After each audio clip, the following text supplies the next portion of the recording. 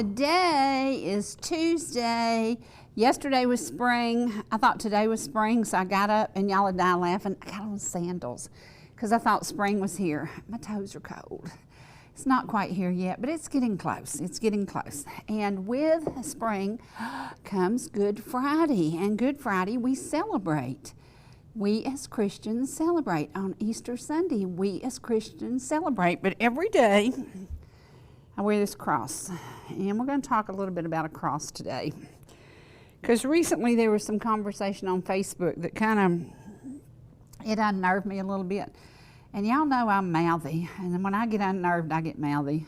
And I was listening and watching and reading and listening and going back and forth with people, and I'm like, what is wrong with a cross being recognized? A cross. And I thought, why do we take crosses down after Easter? We shouldn't ever take a cross down.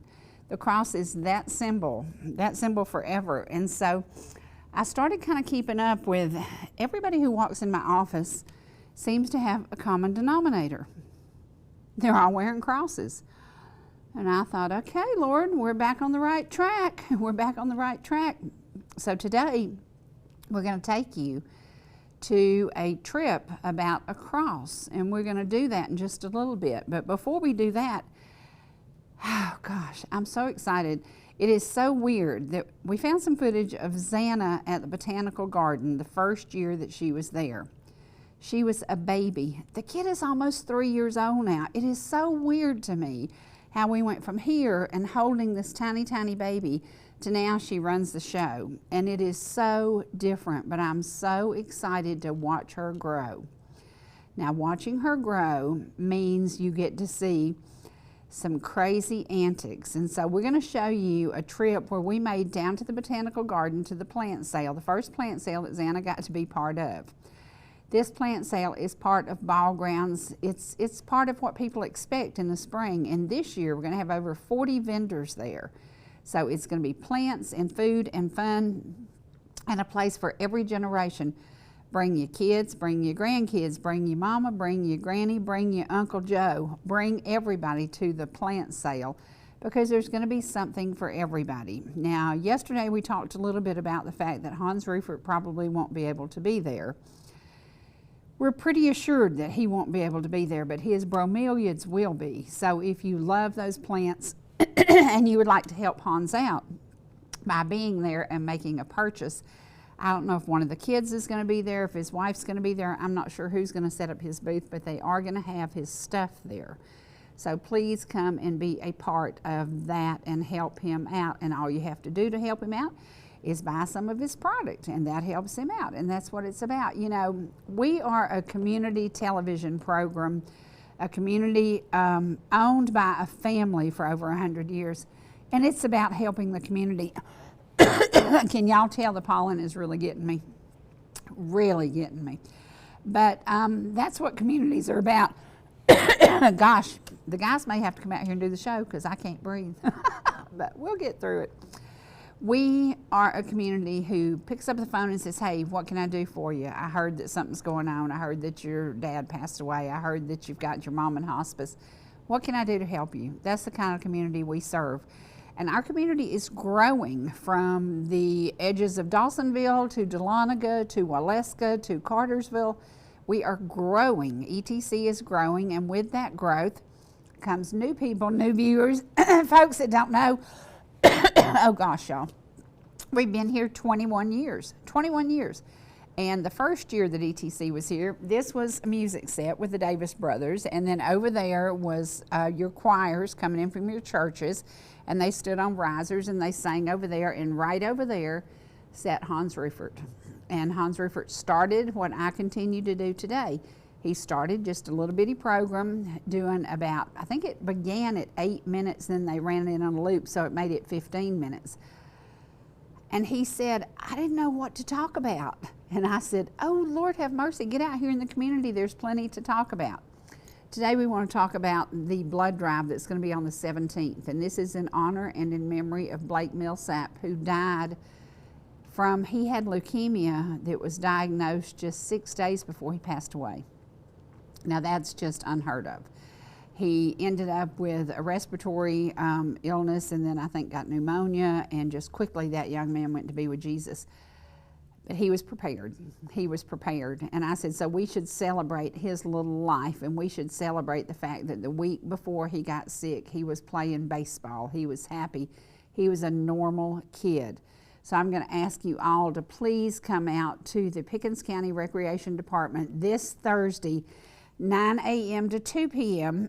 and give blood. If you are able to give blood, please, please come. And again, this is in memory of a little boy who loved life. He loved sports. He loved being out with his family. And sadly, he's gone to be with Jesus. But you know what? As a Christian, you know what that means, don't you? His mama and daddy will see him again. And that's what life is about. That's what this cross is about. And I was watching a reporter yesterday who was giving Caroline Levitt a big problem and just mouthy and yada, yada, yada.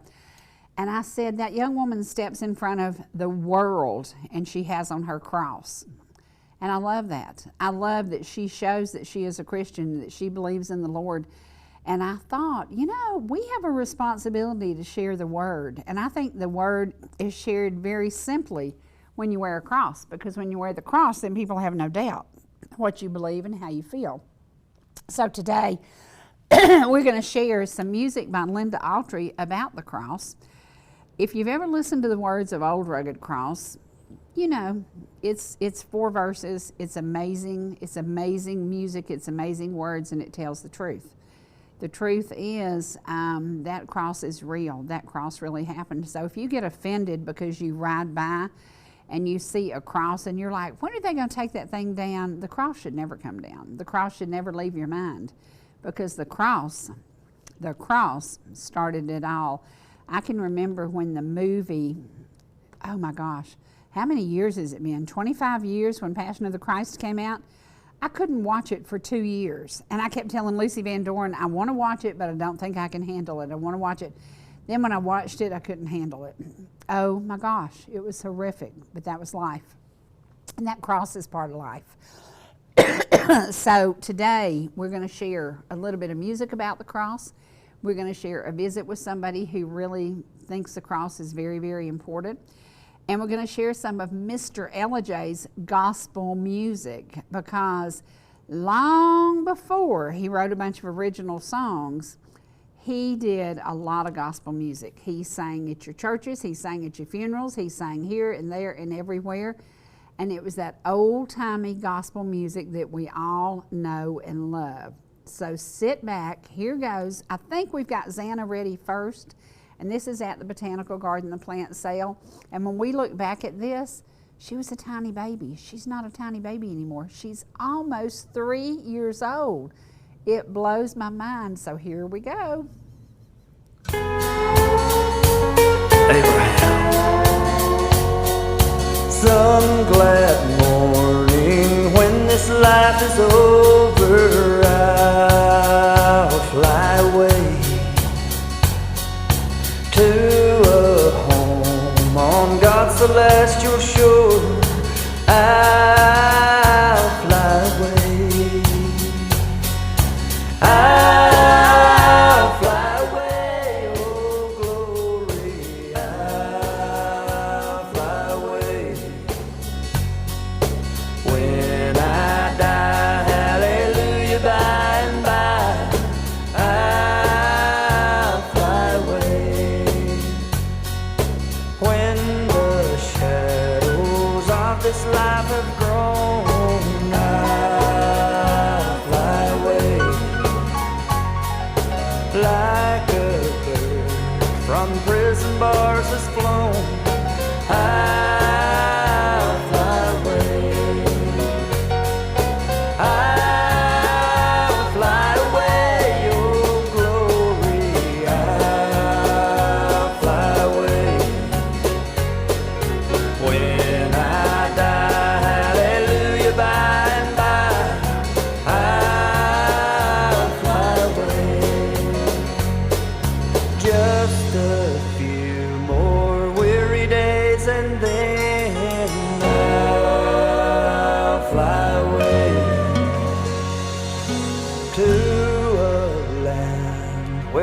shall never end. I'll fly away. I'll fly away, oh glory. I'll fly away. When I die, hallelujah, by and by, I'll fly away. I'll fly away, oh glory. I'll fly away. When I die, hallelujah, by and by, I'll fly away.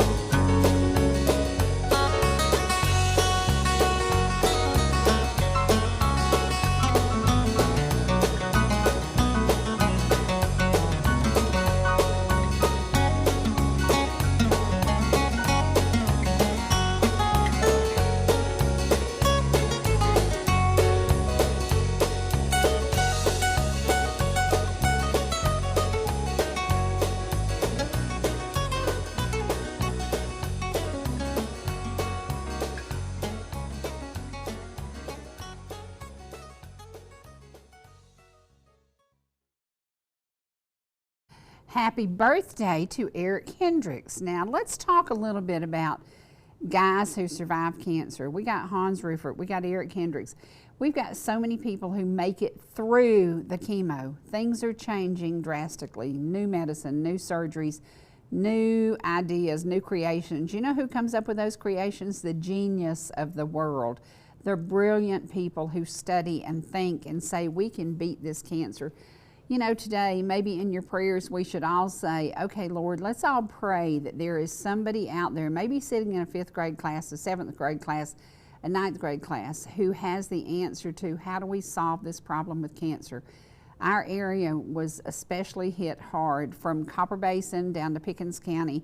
And I can remember when Hazel Mosley was talking about how being on the board for the cancer drive and the different things she was involved in, they were given statistics that our area has a lot of cancer in it. Is it our lifestyle? Is it our food? Is it in our environment? We don't know. But we know that God knows who's going to make it and who's not. Now, Eric's a big old strapping guy, and he actually reminds me of my husband because he's big and he's kind of, but he's a teddy bear. And he beat cancer. My husband, who was determined to beat cancer, didn't beat cancer. I don't know who knows the answer to this, but I know that today there's somebody out there facing that cancer diagnosis, facing losing that loved one possibly to cancer. We got to get our prayers together because prayers are answered, and when you hear more prayers going for the same thing, maybe we'll get a better answer. So add that to your prayer list. Say, let's beat cancer in our lifetime. Wouldn't it be amazing? Wouldn't it be amazing? I was looking back yesterday at the pictures of my arm.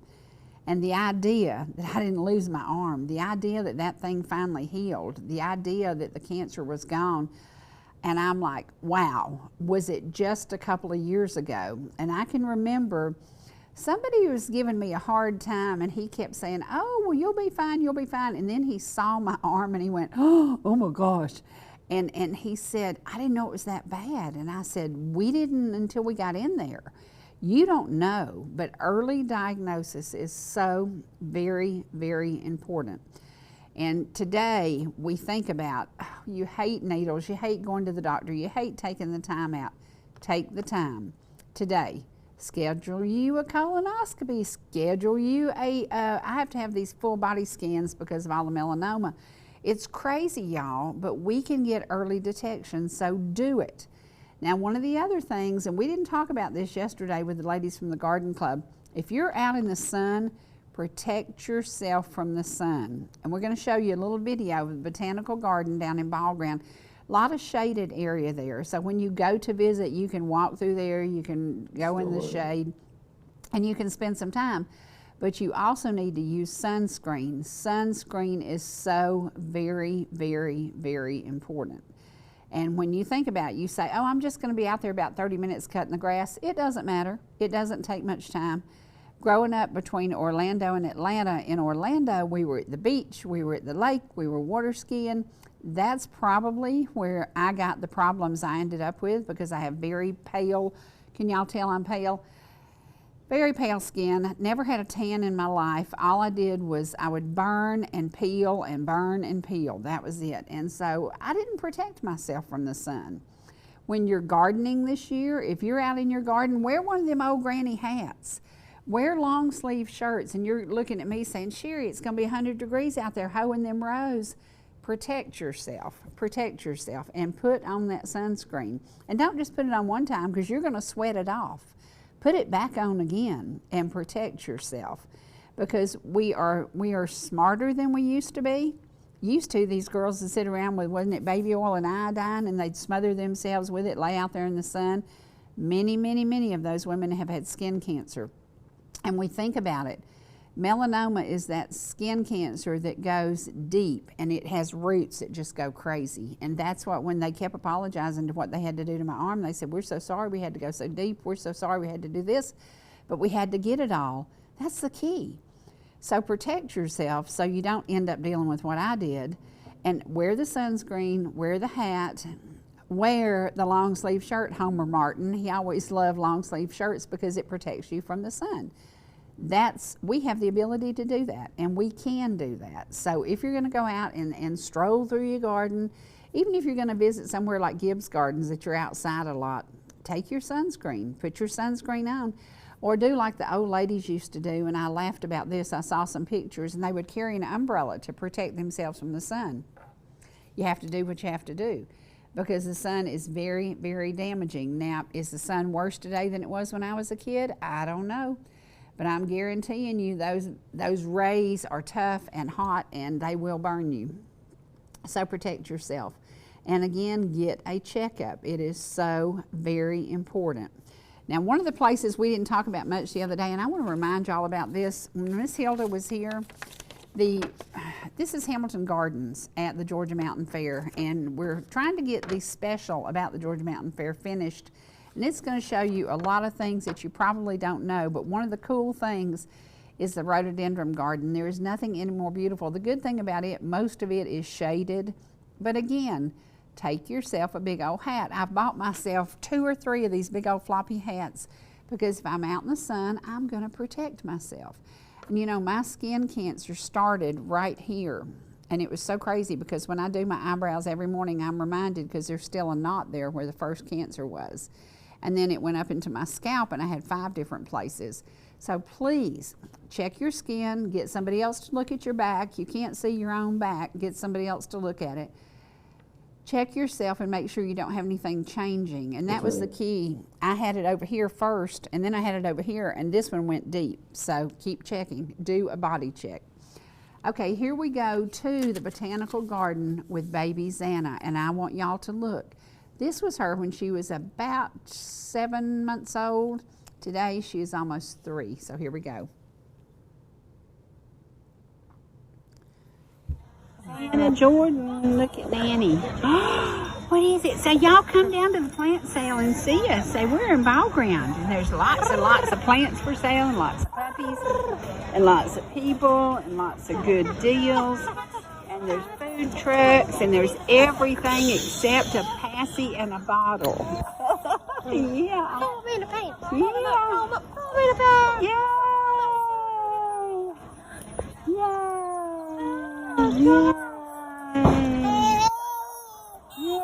So I'm 9 months old tomorrow. 9 months old today. Yay. Yay. That little baby go. She's not anymore. She's a big girl. But oh my gosh, what joy. What joy. This weekend, Good Friday, then you've got Saturday, then you've got Easter. Spend 3 days with your family. Cook and prepare a meal for your family. Sit down at the table. Start the meal with a blessing. And think about how blessed we are. The day Xana was born, it was like this amazing joy came over everybody, and she has been nothing but absolute happiness to our whole family. We all have something to be happy for. There's a lot of sadness going on too, and I said, you know, we're facing that time of year. I lost my grandmother, Dale Earnhardt died, so many different things happened, and we look back and then we think about one family that will never ever forget the day, April the 29th, and that's something we got to pray for the Singleton family, because every year you think about what would he be doing today, what would his life have been today. Life is God's, it's God's perfect plan, and we have to accept that. So right now we're going to play something that has gotten thousands and thousands of hits on YouTube, and it is Linda Autry doing my song, my anthem, Old Rugged Cross. Don't forget, if you ride by a place and you see a cross, don't look at it as negativity. Look at it as something totally positive, and think about that cross, that body, that part of our life that changed the whole world forever. So sit back and listen to Linda as she plays Old Rugged Cross.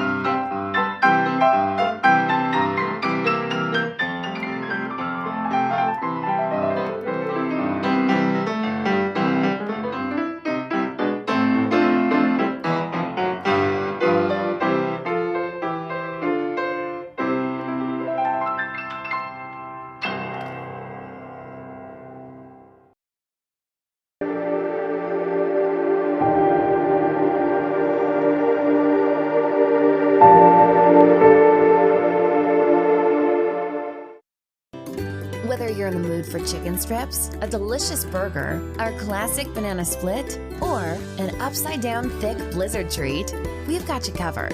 Hot and fresh food every day, every time. And delicious DQ soft serve make the perfect pair at your favorite place. Not fast food, fan food fast. Your Blue Ridge, Ellijay, and Jasper Dairy Queens are your meet, eat, and treat headquarters. Thank you for choosing DQ. How may I serve you? Here's the deal. We gotta set ourselves up. See, retirement is the long game. We can't play about our future or our finances.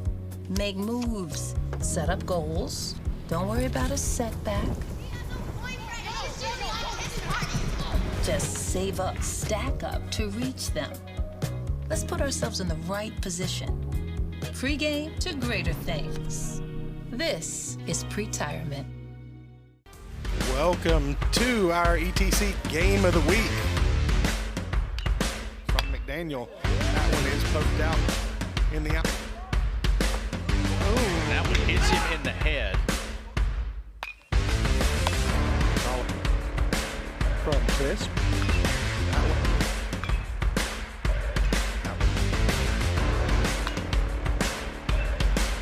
3-2. Good lick.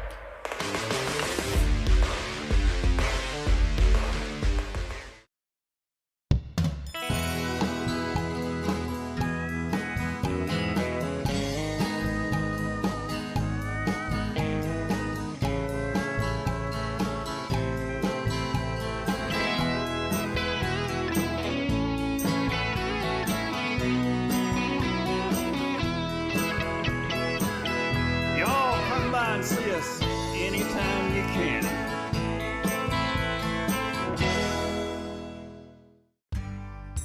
Whether you're swimming in the sea or splashing in the pool, making a masterpiece,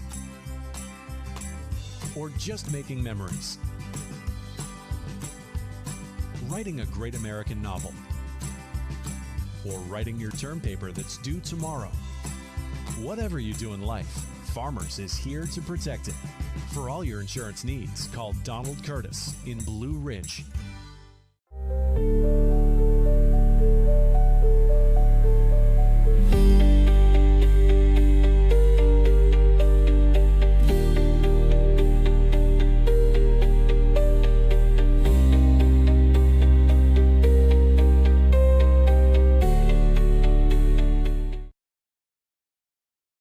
As we approach Good Friday and as we approach Easter, that cross is on our mind.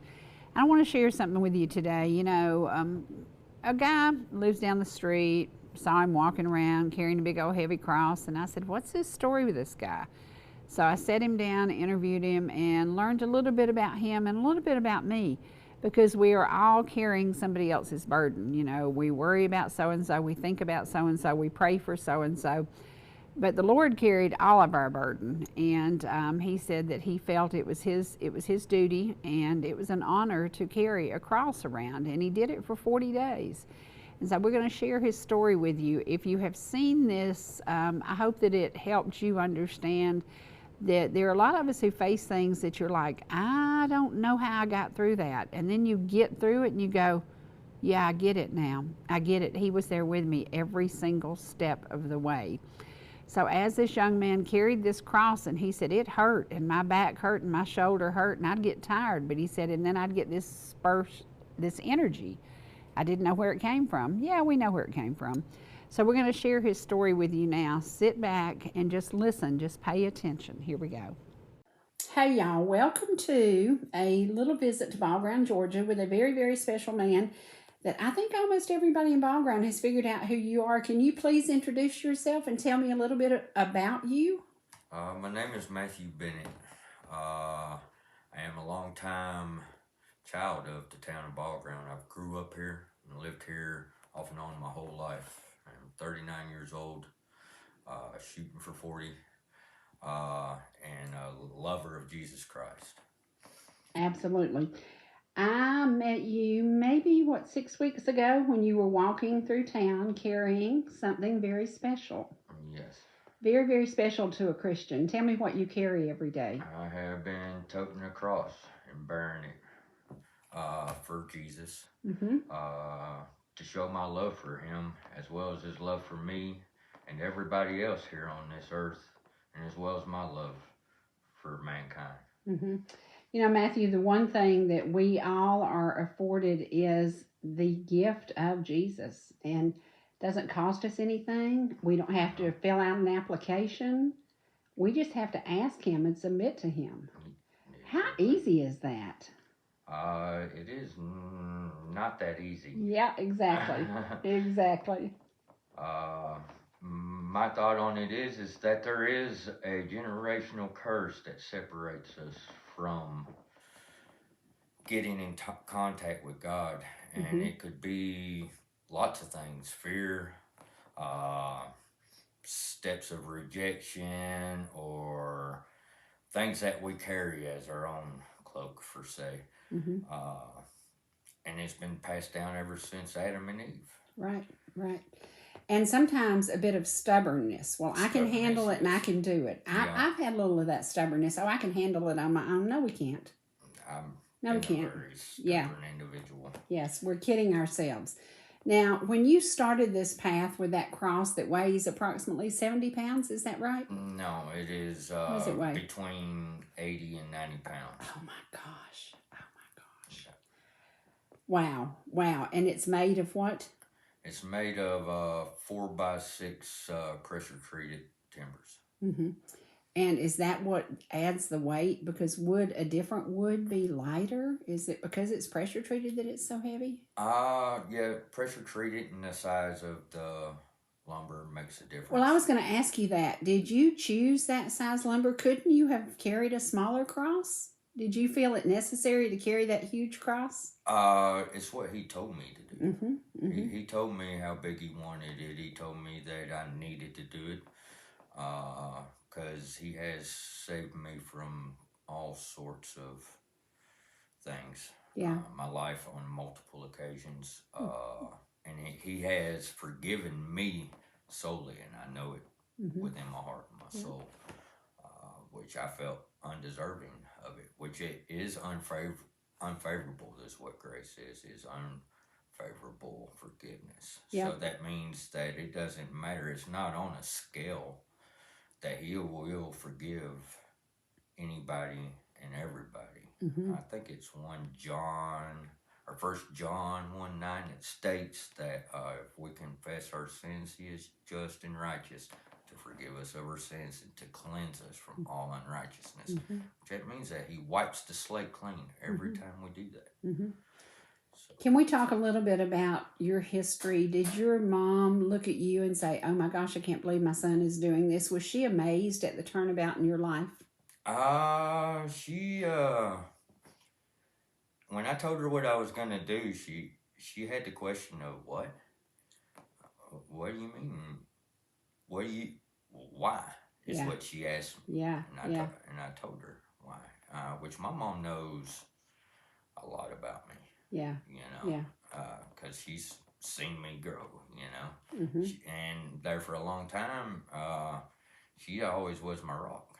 And still is. But I don't place as much of my thoughts and the things that I had experienced as far as hard times on her, because I don't want her to have to bear the weight of worry. You know, she lost a lot of sleep over the years on account of me. Absolutely. You Absolutely. know?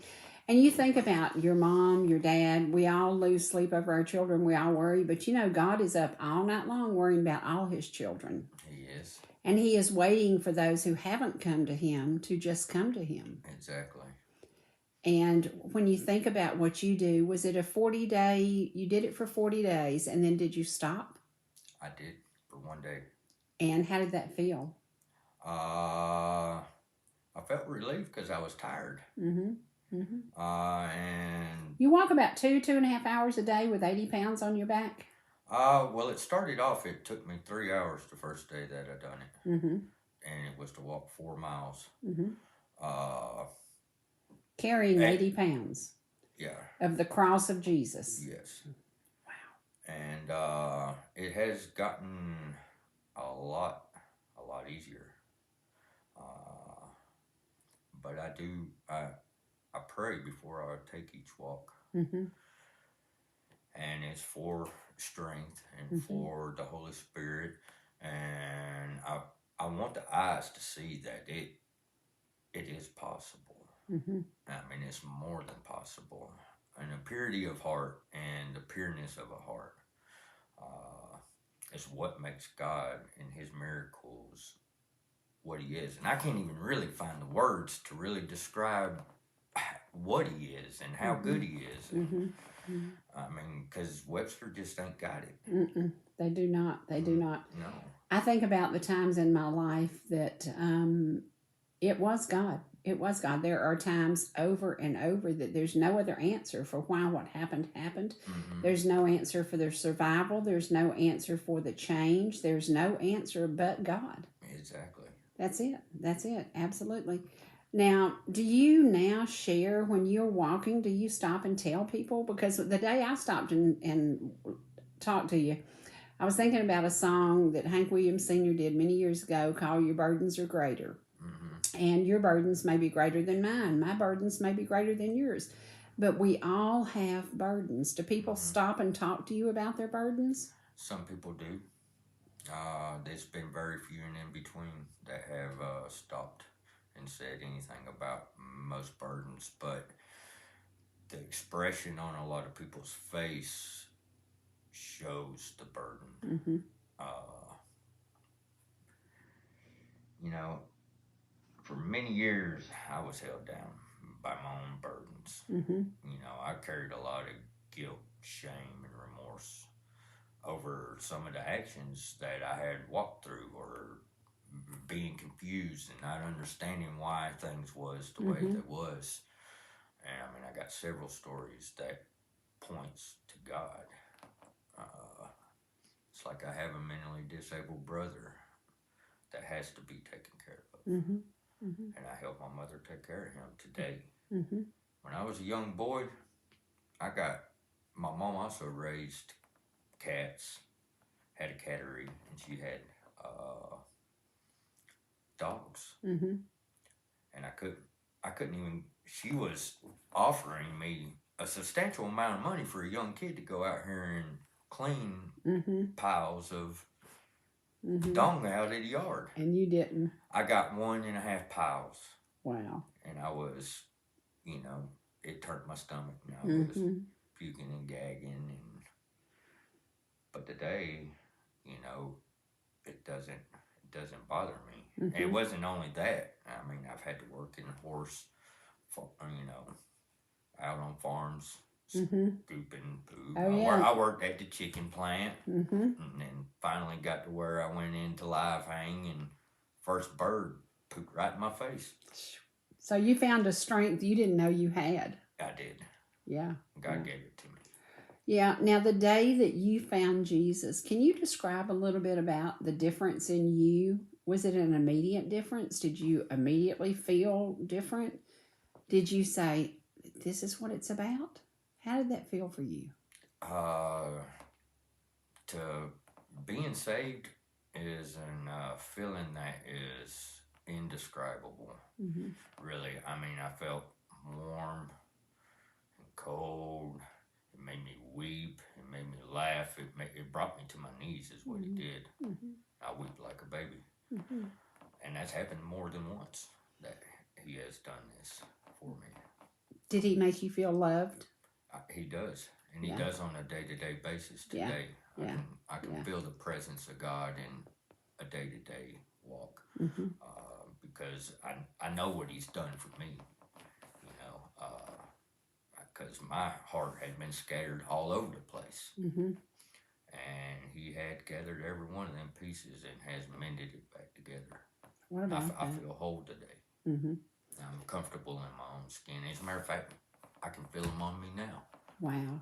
Wow. Isn't that amazing? It really is. Now, did you look like you looked before you started being a Christian? Because you have the beard like Jesus. You have the hair like Jesus. Did you become, if I had met you 5 years ago, would you have looked the same? 5 years ago, I probably would have had more of a lower haircut. Now, when I was a child, I had my hair was growed out, but it didn't lay down. Mm-hmm. I had a poofy head like a microphone. Mm-hmm. Wow. And, Wow. I done that for a little while, but Mm-hmm. eventually I cut it off, and then this is part of a fulfillment of a promise that I made to my father before he passed away. Because I never seen my dad up until the day that about a couple months before he died, he always had long hair. Wow. He always had a beard down here, hair halfway down his back. Mm-hmm. Did your father get to see you as a Christian? Not exactly, no. His death was rough on me. Mm-hmm. He got cancer, and within 4 or 5 months, it ate him alive. Mm-hmm. And I was out of town at the time, out in Charlotte, North Carolina, chasing ice storms, doing tree work. And I asked him before I left, I said, "You gonna be all right until I get back?" He says, oh yeah. He says, "You go ahead and go." Well, it wasn't 4 days. He done went from walking around to paralyzed and was in hospice at the hospital. So I rushed home. I went and seen him. They had him tied down to the bed, and he's flipping out. It was rough. Sure it is. Sure it is. And you get through things like that because God is there for you. I do, yes. Yeah. God is, the one that had showed me love and showed me a lot of things. Because a lot of, most of the hardest things I've dealt with in life, which I've had to deal with what I thought was on my own, which is not the way I see it today. Because I know God was with me. When I couldn't walk, he carried me. When I stumble and I fall on my face, he picks me up and he does his off my shoulder just a little bit. And then he's like, pats me on the back, gives me a hug, and tells me, go on. You know what I was thinking about the first time I saw you walking carrying that cross? And I had a broken shoulder. Actually, it was totally dislocated from my body. It was horrible. And I remember the pain. And I thought that day, the next time I feel like whining about my shoulder and having a little bit of arthritis in it now, I'm going to slap myself, because your shoulder has to be the strongest shoulder I've ever seen. You are carrying the weight of the world on your shoulder because you're carrying a cross. It is, I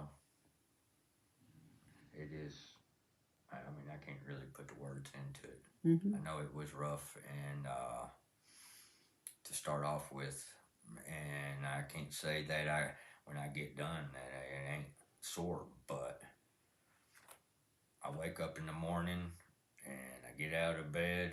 I might be a little sore for 20-30 minutes, and then all of a sudden I feel like I'm in my 20s again. Wow. Now, what about children? Do children stop and talk to you, and do they question, what is he doing? I have seen a lot of children, younger children, and I can hear them from a distance be like, "Oh, look, he's carrying the cross." And I've had a couple people stop me, and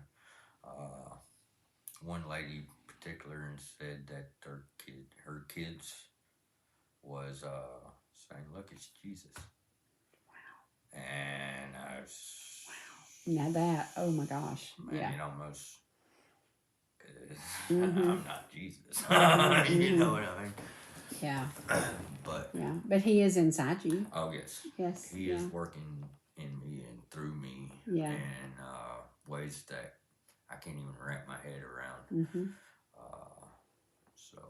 How many people do you think have come to know him because of you? I have no idea. Because even if one came to him because of you, you've done your job. Yes, it is worth it. Yes. Yeah. Most definitely. Yeah. Now we're approaching Easter. Is that a special time for you when you think about there is an empty tomb? Yeah. Jesus conquered death. and he rose, and that is one of the ways into heaven. And that's part of the reason why I carry the cross, because I want awareness. Like I said, not only does he love everybody, but I have a genuine love for everybody. Doesn't mean I like everything everybody does, or I don't even like all the things I've done. But that being said, if it can open the eye that somebody can seek out upon Jesus and build upon a personal relationship and believe that he carried and his blood was shed for all of our sins, that we had a way into heaven, and that he conquered the grave, means that we'll conquer the grave if we believe in faith. That's right.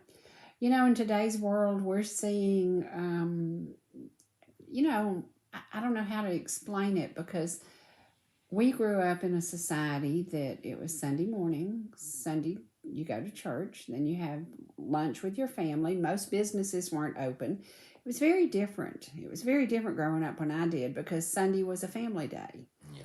And sadly, most businesses are open now, and most people are working on Sunday. A lot of people work on Sunday. Yeah. So do you think we've gotten away from the family values that really made America as great as it was? Family is important, and it speaks of it biblically. Honor your mother, honor your father, and that Love thy neighbor. love thy neighbor. Well, yeah, I was gonna say that the first two commandments set the motion of all the rest of the commandments, which was love thy God with all your might and your soul, and the second one being love your neighbor as thyself. So if we're able to, as a matter of fact, I'm going to put it like this. I believe that love is the most powerful thing there is. I agree. Period. I agree. I mean, it will always oversee anything that is going on. Is it always easy to do? For us humans, no. It really isn't. Because people want to hold grudges, or there's greed or entitlement or all these things that is of negative. Instead of being able to count upon the blessings and holding on to what love is all about. Because every bit of this out here, from, I mean, I can look at the trees, to the way the clouds form. And this beautiful day we've been blessed with. Exactly. Yeah. And even when it rains, it's still beautiful. I was going to mention that because I came home from work one day and it was falling a flood, and you were walking carrying the cross. And I called some of my friends and I said, oh my God, I said, remember the man I told you about? I said, he's walking in the pouring down rain. And I thought, what a commitment. What a commitment. Yeah, I've had to do that a couple times. Yeah. Now, what about forgiveness? How do you feel about forgiveness? Did God forgive all of us for everything we've ever done? I think He did. Yes. Yeah. And forgiveness that's something that I had to learn about forgiveness, is that, because it's always been easy for me to forgive other people. It has been my whole life. The one that was hard to forgive was myself. And it hit me one day that I'm sitting there not forgiving myself and thinking that I was forgiving others, or I was asking for forgiveness from God, but yet taking it back and holding on to it myself. So therefore, I wasn't forgiving anything. Right. I wasn't accepting the forgiveness of what God's grace is really about. And like I say, the first 40 days of this walk, it was to draw an awareness, like I say, of my love for Him, His love for me, His love for you and everybody else, and my love for you and everybody else. So after them 40 days, I didn't go that next Friday. I didn't walk. Saturday morning, he told me to pick it up and walk again. I walked woman actually came to me and said that she had been crying for the last 3 days carrying a burden and been asking God to give her a sign. And then she sees me carrying this cross. Man, it makes my skin crawl. Yeah. You have been, I think Ball Ground is a small community, and we all talk and we all share stories and we all share grief. We all share happiness. We all share everything. But I think you have formed something in Ball Ground that we never saw before. We all see each other differently now. We see ourselves as he sees us, because you're just a guy. You're just a guy. But you forgive and you love and you unconditionally have made a commitment to bring Christ to everybody. Now that's pretty amazing. You're not a Baptist preacher, but I bet you like fried chicken. You like fried chicken? I like fried chicken. I like food in general. Yeah. So you've set out only basically to do as God commanded. Did you realize how many people you would touch? And did you think about, you've changed this whole town. God has changed. God has changed this town. You're right. It's not me. I'm just the vessel. You're right. You're right. Now, can I ask you a little bit about your mama? How's she doing health-wise? She has up and downs. She's on oxygen all the time. I thought I was going to lose her back several months ago. It was rough. But she made it. That's awesome. God pulled her through. Yeah. You see that sign up there? It says, God knew my heart needed you. I bet God knew that your heart needed your mama. Yeah. Now, what about your special needs brother? Tell me about that. How does she handle that? She's been taking care of him practically her whole life. But like I say, I don't know, I guess about off and on for about the last 3 years. One day, out of nowhere, she called me into the bedroom. She's like, look, I want to show you how to do this. In case something happened to her. In case something happened and it needed to be done. She's like, here, I want you to do this. I was like, no. I don't. I said, if the time comes, I'll do it then. Well, it was in a week, maybe 2 weeks, that time come. And, it's an every day thing. It has to be done. So today I get him up for school, get him ready. He goes to the learning center.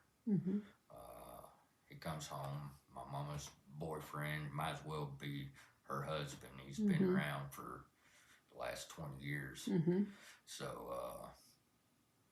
he gets him off the bus, or if I'm not there, he steps in and tries to do what needs to be done. And I'm grateful for that as well. But my brother is 33 years old.